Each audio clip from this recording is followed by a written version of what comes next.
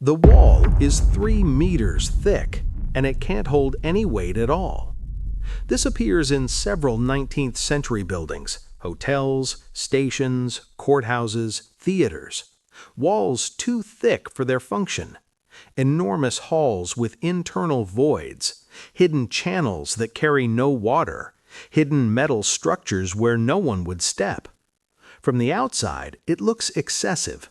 When you go inside, you realize it's not decoration, it's a system.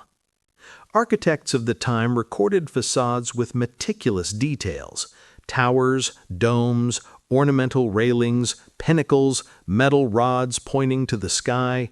But the technical diaries, those that would explain the reason, often do not appear alongside the public projects. Exterior plans exist, functional plans disappear. Some buildings have more decorative design than foundational integrity. Now you notice something strange. Many of these buildings have repeated elements in different countries, erected in close succession by teams that had no contact with each other. Same roof shapes, same metal railings, same domes with conductive vanes. It's not a regional style, it's a technical standard. And technical standards usually serve a purpose. Some modern engineers who restored these structures report internal cavities that are not compatible with ventilation, drainage, or heating. Spaces designed for flow, but not of air, not of water. Flow of what, then? It has a tower that doesn't function as a lookout point. It doesn't function as a bell tower. It doesn't support an antenna. Even so, it was built with absurd precision. And nobody likes spending money on something that has no purpose. When renovations begin, many of these parts are removed first. They claim structural risk. They claim cost. They claim uselessness. The justification always arrives ready-made. The curious thing is that the removal is almost never accompanied by detailed documentation of what was taken away. You can test this. Look for photos of restored buildings from the 1800s. Compare before and after. Metal elements on top disappear. Railings vanish.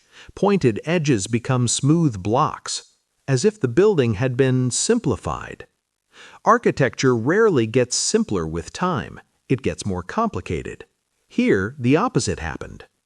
At the end of the 19th century, reports began to appear with a curious phrase that was repeated in different cities. Components no longer needed have been removed. No list, no drawing, no technical explanation. That's all. Components of what? Some public buildings had entire rooms without official access. It's not a locked room. It's a room without a door in the design. The space exists between two walls, but there's no planned entrance. It's only discovered when someone breaks something during renovations. Then they find metal rails, ceramic supports, standardized fittings. Nothing compatible with common storage. Whoever finds it usually registers it as auxiliary structure, files it away, closes it again.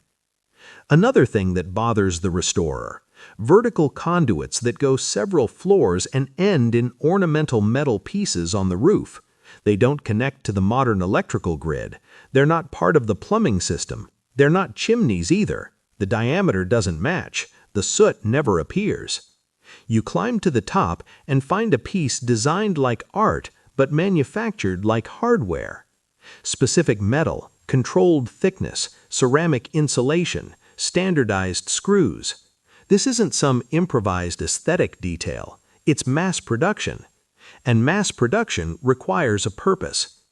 Some of these buildings appear in historical records as temporary, built for fairs and exhibitions.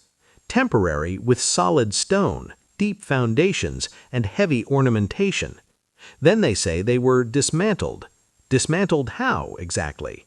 There's no inventory of reused material compatible with the volume that existed. Either it was disassembled too quickly, or the description is wrong. There's also the issue of the metal domes. Many have inner conductive layers and a radial design. Restorers report that the internal pattern appears more electrical than structural. even though the building did not have its own electricity generation at the time of its stated construction. The official explanation usually says protection against lightning.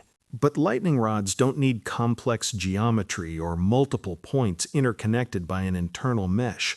A single high point is enough. Here, they've included entire systems.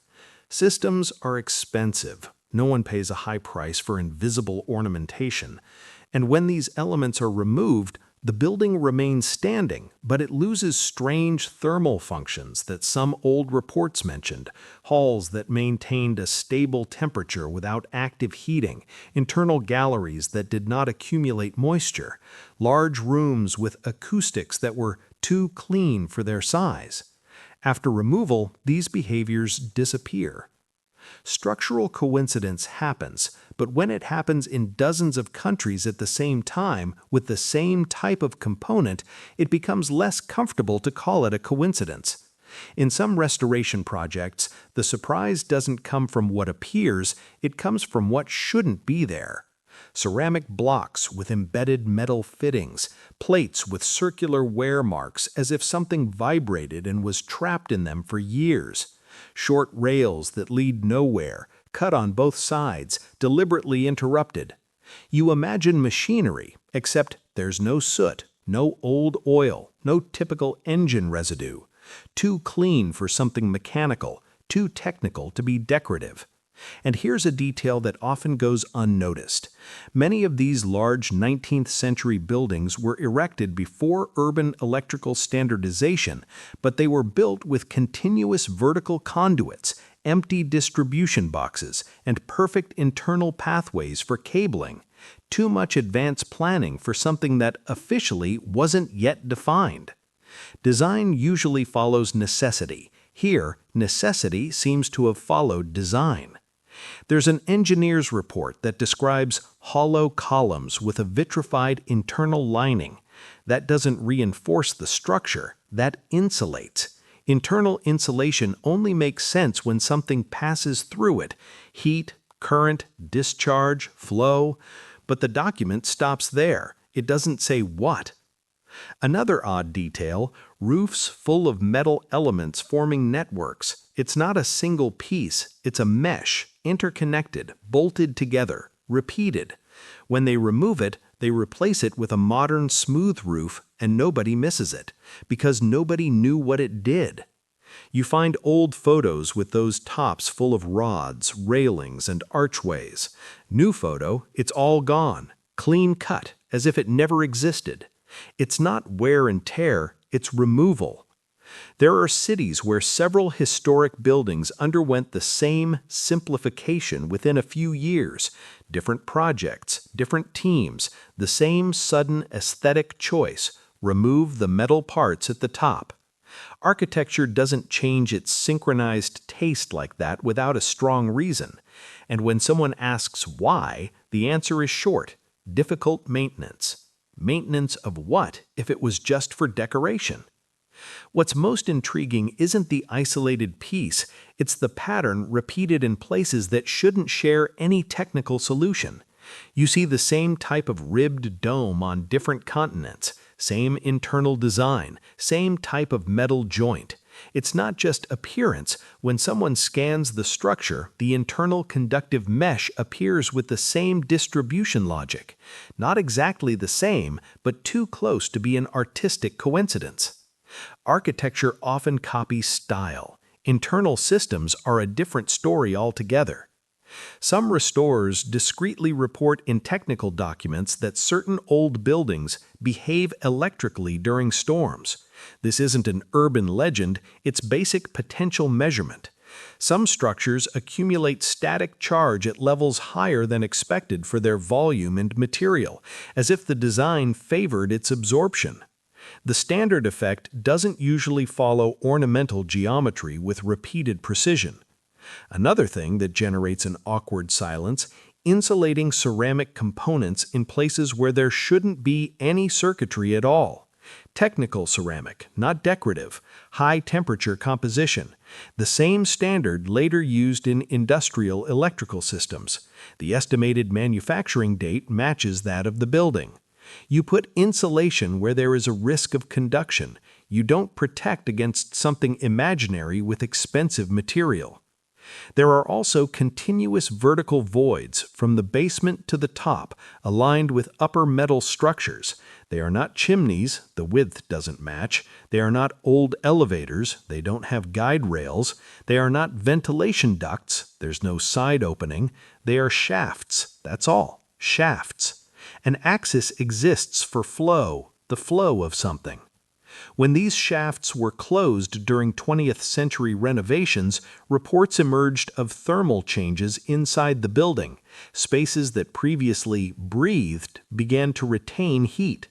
The modern justification is better sealing. Maybe, but the effect appears even when the external sealing hasn't changed, only the internal shaft has been blocked. Too curious to ignore, insufficient to become an accepted thesis, so it remains in technical limbo, neither affirmed nor thoroughly investigated. There are records of world expositions where enormous buildings were constructed with highly complex metal structures and officially dismantled soon after. However, the dismantling photographs rarely show the complete process. You see the entire building, then you see the cleared site. The middle part doesn't appear. Dismantling heavy structures leaves a trail: logistics, storage, reuse, invoice, inventory. When this doesn't come up together, someone has oversimplified the story. Modern structural engineers, when analyzing complete old blueprints, the rare ones that have survived, sometimes pause for too long before commenting. They don't say impossible, nor do they say normal. They say something like, designed with an exaggerated margin for loads that are not described. Undescribed cargo is a delicate phrase. There's a room with structural reinforcement in the ceiling as if it were supporting suspended equipment, but there's no record of any equipment there. No hooks, no visible attachment points, just the prepared structure. Prepared for what?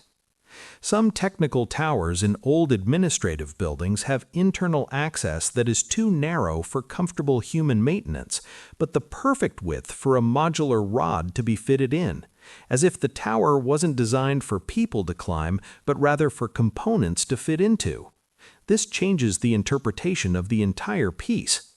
And when you try to find detailed technical documentation, you enter unfamiliar territory. Either it doesn't exist, or it's too brief, or it's been reclassified as ornamental in later catalogs. Reclassification is an elegant way of closing questions. It's not proof of lost technology, nor is it proof of an active secret system.